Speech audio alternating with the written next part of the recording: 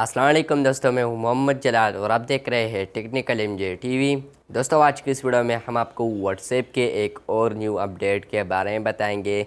जी हाँ दोस्तों, आज व्हाट्सएप में एक न्यू अपडेट आया है जो कि एंड्रॉयड यूज़र्स के लिए बहुत ज़्यादा अहम होने वाला है।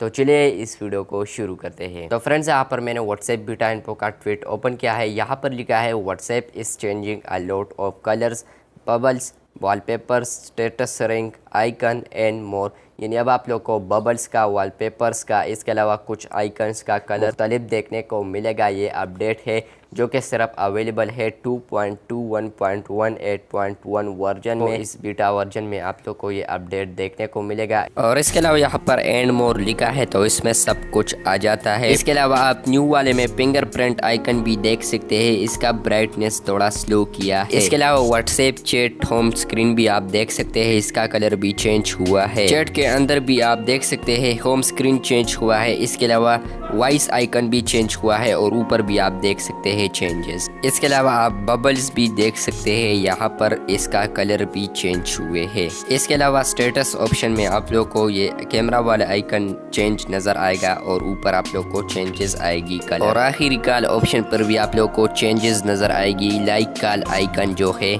तो बस ये था आज का वीडियो अच्छी लगे तो बिल्कुल वीडियो को लाइक कर दे। मिलते हैं जल्द वीडियो के साथ, तब तक के लिए अल्लाह हाफिज़।